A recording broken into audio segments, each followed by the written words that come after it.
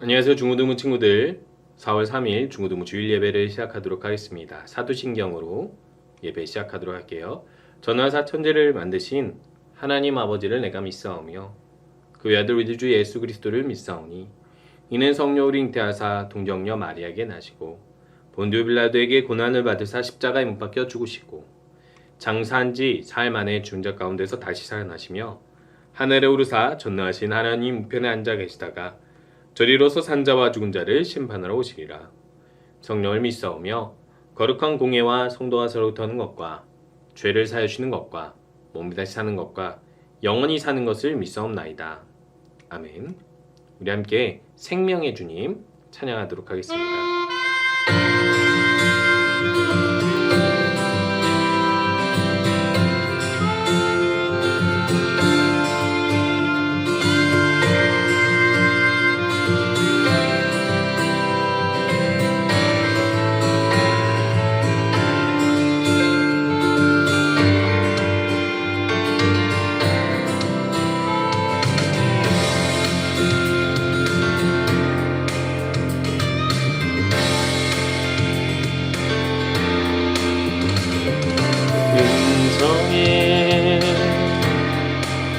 세상의 만물이 눈을 뜨네. 새 숨을 내쉬며 온전히 새로워지네. 생명의 온기가 온몸에 가득히 태워드네. 숨쉬는 모든 것 빛 대신 주께 나가네. 주 앞에 나와 어둠을 벗어버리리. 곧 내 사랑 나의 삶을 숨쉬게 하네. 그 앞에 나와 어둠을 벗어버리니. 주님의 사랑 나의 삶을 숨쉬게 하네. 생명의 주 찬양.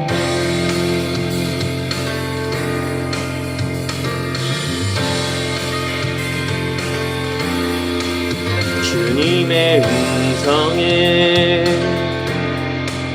세상의 만물이 눈을 뜨네. 새 숨을 내쉬며 온전히 새로워지네. 기적의 멜로디 흠없는 마음으로 고치시네. 사랑의 치료자 주 앞에 찬양 드리네. 그 앞에 나와 어둠을 벗어버리리. 주님의 사랑 나의 삶을 숨쉬게 하네. 그 앞에 나와 어둠을 벗어버리리. 주님의 사랑 나의 삶을 숨쉬게 하네. 생명의 주 찬양해.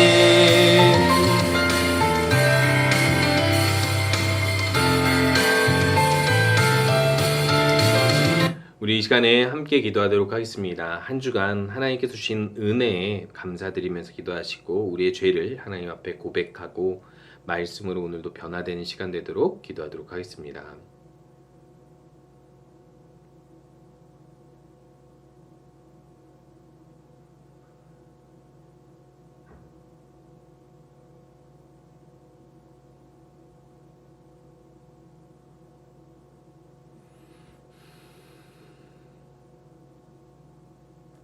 예수님의 이름으로 기도합니다. 아멘. 우리 함께 보실 말씀은 민수기 21장 4절에서 9절 말씀입니다. 백성이 호르산에서 출발하여 홍해 길을 따라 에돔 땅을 우회하려 하였다가 길로 말미암아 백성의 마음이 상하니라. 백성이 하나님과 모세를 향하여 원망하되 어찌하여 우리를 애굽에서 인도해내어 이 광야에서 죽게 하는가. 이곳에는 먹을 것도 없고 물이 없도다. 우리 마음이 이 하찮은 음식을 싫어하노라 하매 여호와께서 불뱀들을 백성 중에 보내어 백성들을 물게 하심으로 이스라엘 백성 중에 죽은 자가 많더라. 백성이 모세에게 이르러 말하되 우리가 여호와와 당신을 향하여 원망함으로 범죄하였사오니 여호와께 기도하여 이 뱀들을 우리에게서 떠나게 하소서. 모세가 백성을 위하여 기도하매 여호와께서 모세에게 이르시되 불뱀을 만들어 장대 위에 매달아라. 물린 자마다 그것을 보면 살리라. 모세가 놋뱀을 만들어 장대 위에 다니 뱀에게 물린 자가 놋뱀을 쳐다본즉 모두 살더라. 오늘은 생명의 주인이라는 말씀으로 말씀을 전하려고 합니다. 우리 친구들, 인생은 무엇일까 혹시 한번 생각해 본 적 있으신가요? 인생, 우리가 태어나서 죽을 때까지의 삶을 이야기하죠. 그런데요, 인생 무엇인가라고 생각하는 이유가 뭐냐면 하루하루 우리가 주어진 삶을 사는데 1년이 지나고 2년이 지나고 또 중학교를 졸업하고 고등학교를 졸업해도 내 인생이 무엇을 향해서 가고 그게 무슨 의미가 있는지 회의감이 들 때 이런 생각을 하게 됩니다. 더더군다나 우리가 똑같은 어떻게 보면은 똑같은 목적을 가지고 똑같은 상황에서 살다 보면 더더욱 내가 어떻게 하면 더 행복하게 살 수 있을까? 그리고 또 어떻게 하면 더 의미 있게 살 수 있을까? 그러면 나는 왜 살며 나는 어떻게 살아야 할까를 고민하게 되는 것이죠. 여러분, 인생은 무엇이라고 생각합니까? 많은 사람들이 인생은 뭐야 라고 이야기하지만 그 의미가 많이 바뀌어요. 여기서 보니까 인생의 곡선 한번 그려보라고 여러 사람들이 요구하면서 인생에 대해서 이야기하곤 하는데요. 20대 때, 30대 때, 40대 때, 50대 때 오르락 내리락 하는데 그 오르락 내리락 하는 이유가 무엇인지 아나요? 건강 때문에, 인간관계 때문에, 취업과 결혼 때문에, 그리고 자신의 만족도 때문에 결국에는 이렇게 오르락 내리락 하는 인생이 무슨 의미가 있을까라고 우리가 생각해 보게 되는 거예요. 제가 예전에 자전거 여행을 많이 다닌 적이 있었는데 누가 그런 얘기를 하더라고요. 어차피 올라갔다 내려왔다가 갔다가 올 거 뭐하러 가냐 수고스럽게 이렇게 이야기를 하더라고요. 가는 것 자체에 의미가 있는데 왜 저 친구는 그것을 모를까라고 생각을 했는데 또 한편으로 갔다 온 사람의 마음으로는 그 즐거움이 한순간으로 끝나다 보니까 사실 허무하기도 합니다. 그러면 그것 자체가 무슨 의미인지 우리가 알지 못하면 힘있게 그 길을 가지 못하겠죠.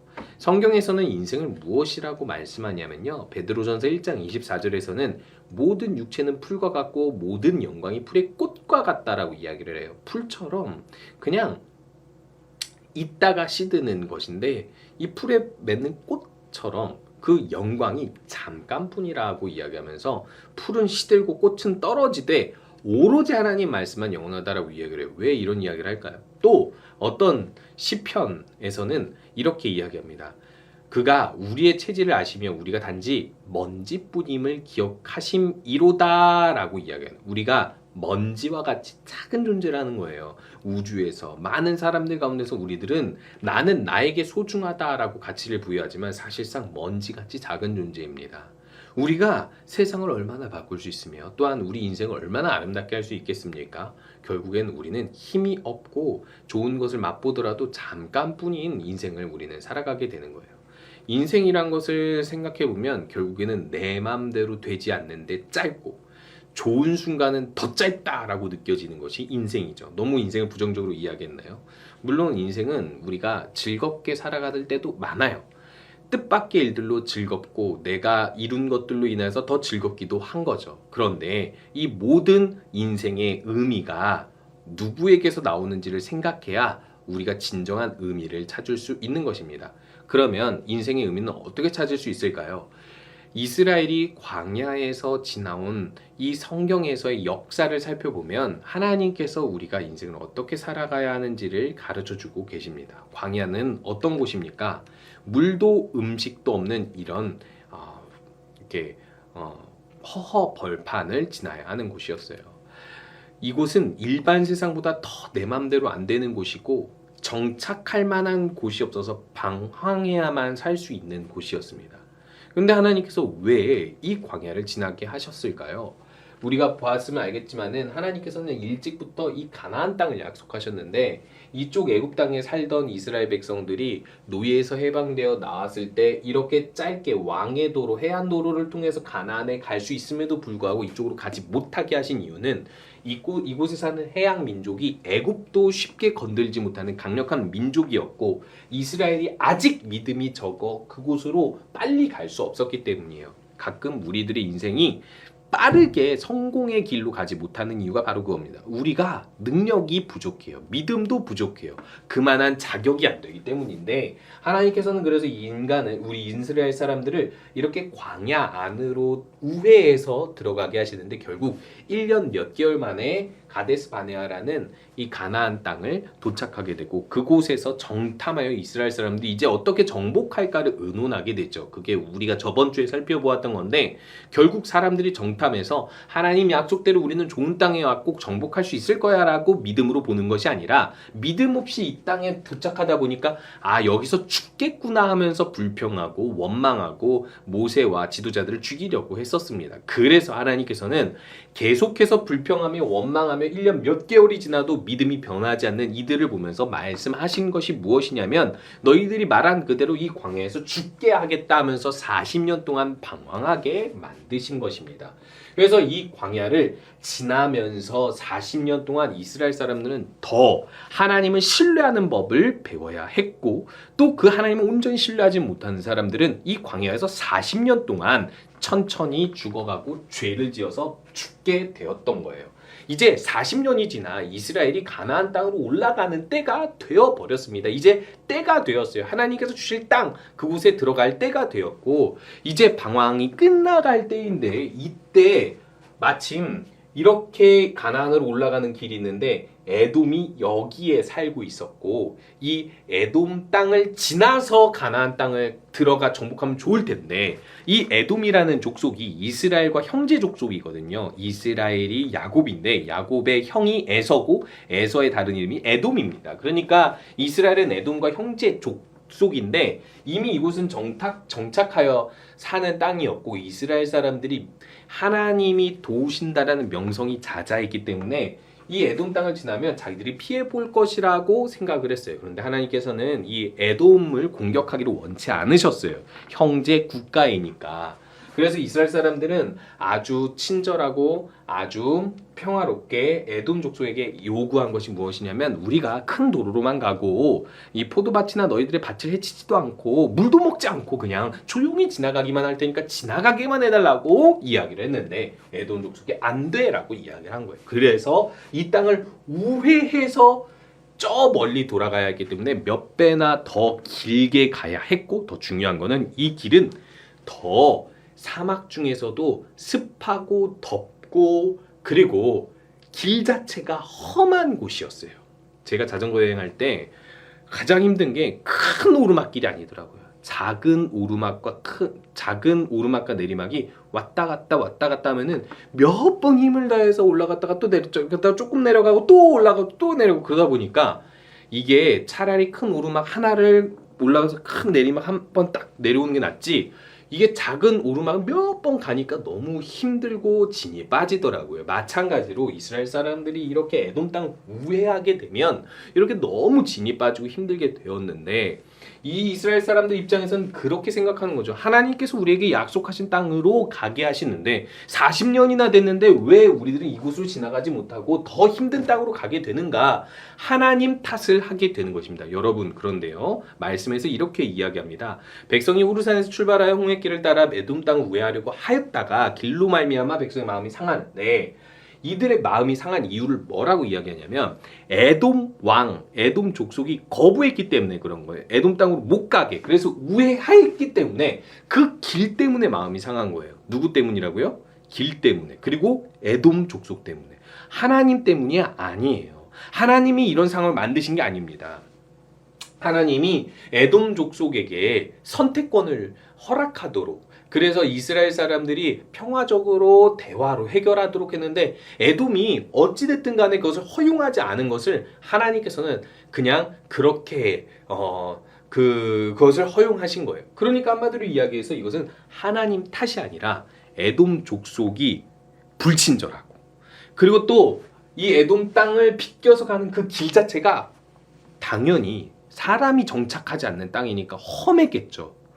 그러니까 자신의 인생에서 더 불편한 상황이 사람, 이웃에 의하여 혹은 상황에 의하여 펼쳐지다 보니까 불평하게 되는 거예요.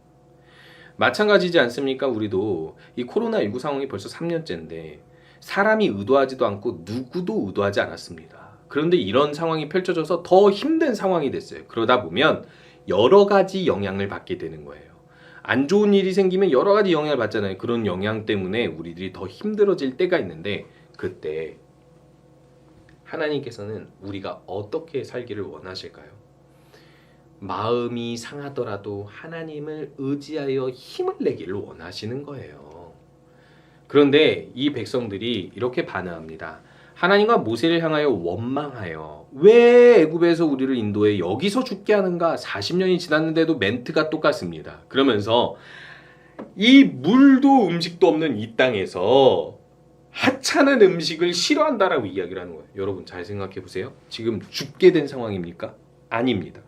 물도 음식도 없다라고 이야기했는데 정말 물과 음식이 없었을까요? 하나님께서 40년 동안 매일 만나를 주셔서 음식을 있었고, 그리고 또 물도 반석에서 나도록 계속해서 하나님께서 물이 나도록 해주셨는데 음식, 물 없지 않았습니다. 하나님께서 계속해서 40년 동안 끊임없이 이들이 생존하도록, 심지어 인구가 늘어날 정도로 주셨어요. 그런데 이들은 뭐라고 얘기해요? 하찮은 음식이라며 싫어하는 거예요. 하나님께서 광야에서 생존하게 해주셨는데 하나님께 감사하기는 못할지언정 하나님께서 우리를 죽게 만드셨고 이곳에는 아무것도 없고 하찮다라고 이야기를 하고 있는 거예요. 너무나 큰 불평이죠. 여러분 잘 생각해 보시기 바랍니다. 우리의 인생은 광야와 같아요. 내 마음대로 되지 않죠. 없는 것이 많아요. 불편한 상황이 계속 찾아옵니다. 그런데요, 그것이 하나님께서 우리를 불행하게 만들려고 한 것이 아니라는 거예요. 세상이 악하고 세상이라는 환경이 광야와 같이 열악하기 때문에 그런 거예요. 악하고 열악한 세상에서 우리가 하나님의 도움을 받으려면 원망해야 되겠습니까? 아니면 어떻게 해야 될까요? 하나님을 의지하고 신뢰하면 기도해야 되는데 그 법을 모르면 어떻게 해야 될까요? 하나님을 의지할 때까지 하나님께서는 징계하시는 거예요. 이 이스라엘 사람은 결국 그렇게 여기 사막에서 물과 음식으로 죽지 않습니다. 뭘로 죽냐면 불뱀에 물려 죽어요. 불뱀이 이 사막에 살긴 살지만 이렇게 집단으로 많은 사람을 물어 죽게 하는 경우가 많이 없습니다. 뱀은 보통 인간을 공격하려 들지 않고 피하려 듭니다. 그 피하는 뱀에게 위협이 되면 뱀은 공격을 하겠죠. 갑자기 불뱀이 많은 사람들을 집단으로 물어가지고 죽게 만든다? 이상한 거예요. 일반적이지 않은 상황이죠. 이스라엘 백성들은 이때 깨달았던 거예요. 뭘 깨닫냐면 물과 음식으로 죽을 줄 알았는데 우리가 광야에서 죽는 이유가 생각지 못한 불뱀의 출현으로 죽으니 이 죽음은 누구로부터 온 거예요? 하나님으로부터 온 거죠. 그걸 깨달은 겁니다. 아, 생명을 죽게 하시는 분은 하나님인데 우리가 40년 동안 살아왔음에도 그걸 못 깨달았구나. 결국 불뱀으로 죽게 하시는구나. 아, 깨닫게 되는 거예요. 하나님이 생명의 주인인데 하나님이 우리를 죽이는 게 아닌데 우리를 죽인다고 생각하니까 하나님께서 이렇게 우리를 징계하시는구나. 여러분 잘 알아두시기 바랍니다. 극단적인 예일 수도 있지만 중요한 건 뭐냐면 우리는요, 아무리 불행한 일, 불편한 일들이 찾아와도 그것 때문에 죽으라고 찾아온 게 아니에요. 오히려 그럼에도 불구하고 하나님을 믿고 힘을 내서 길을 가라고 그런 일들이 찾아오는 겁니다. 하나님을 의지하면 살아나지만 아니면 죽겠죠. 왜요? 하나님께서 주실 은혜를 받을 만한 사람이 못 되니까요. 자, 그러면 어떻게 살게 하실까요? 하나님께서 이상한 방법을 이야기하십니다. 인간이 상상할 수 없는 방법. 뱀에 물려 죽게 생겼는데 굴이 청동으로 놋으로 놋뱀을 만들어서 저 장대 위에 걸려요. 그리고 저걸 바라보면 산대요. 말이 됩니까? 아니, 뱀에 물려 죽었는데 뱀을 구리에 만들어가지고 그걸 보면 산다? 말도 안 되는 얘기죠. 의학적으로도 과학적으로도 말이 안 되는 얘기입니다. 그런데 하나님께서 왜 이렇게 하셨을까요? 불뱀으로 사람을 죽게 하시는 분도 하나님이며 그 뱀을 구리로 만들어 바라볼 때 살게 하시는 분도 하나님이라는 걸 알라는 거예요. 광야에 들어왔으면 살고 죽게 하시는 분은 하나님이라는 거예요. 우리가 하나님을 믿어 하나님께서 함께 하시는 인생을 살게 되었으면 하나님이 우리의 생명을 결정하시는 분이라는 것을 알라는 거예요. 그러면 하나님께서 바라보라는 것을 바라보라는 거예요. 하나님께서 믿으라는 것을 믿으라는 거예요. 납득이 되지 않아도 그걸 보면 믿을 것이다. 결국 불뱀으로 죽는 이유는 이들이 예측대로 죽는 것이 아니라 하나님의 판단으로 죽는 것임을 알리게 하시고, 그리고 죽음이 긴급하게 이루어질 때 하나님을 찾게 만드는 거예요. 그때 이들에게 놋으로 뱀을 만들어서 죽음의 이유가 뱀이 아니라 하나님이니까 뱀을 바라본다는 것은 결국 하나님을 신뢰한다라는 의미이기 때문에 놋뱀을 만들어 바라보라고 하신 거예요. 여러분들이 불행하고 불편한 일이 생겼을 때 악하고 열악한 세상 속에서 우리들이 살아갈 방법은 무엇일까요? 논리적으로 계획을 짜는 것? 아니면 세상 사람들과 경쟁해서 이기는 것?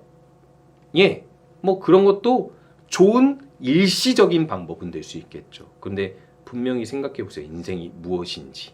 인생은 잠깐 살다 가는 곳입니다.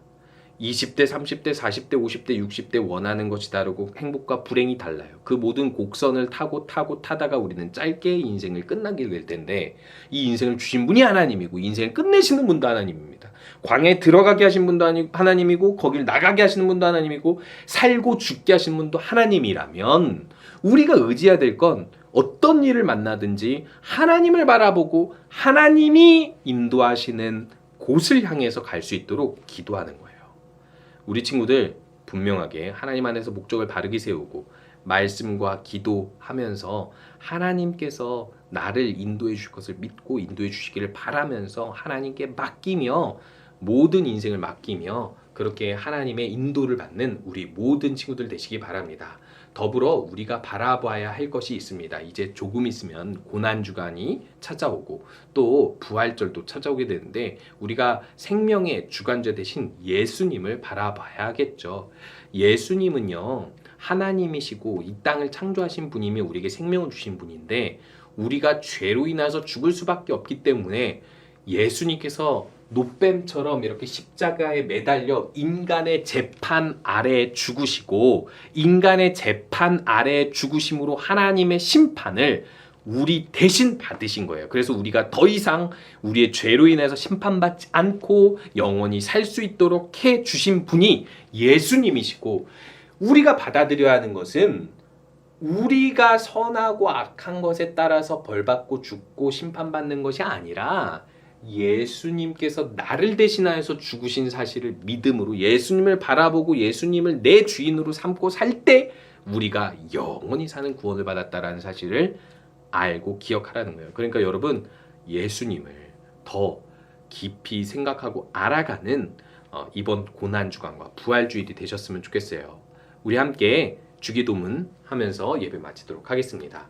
하늘에 계신 우리 아버지여 이름이 거룩히 여김을 받으시오며 나라가 임하시오며 뜻이 하늘에서 이루어진 것 같이 땅에서 또 이루어지리이다. 오늘 우리에게 영양식을 주옵시고 우리가 우리에게 죄 지은 자를 사해 준 것 같이 우리 죄를 사하여 주시옵고 우리를 시험에 들게 하지 마시옵고 다만 악에서 구하시옵소서. 나라와 권세와 영광이 아버지께 영원히 있사옵나이다. 아멘.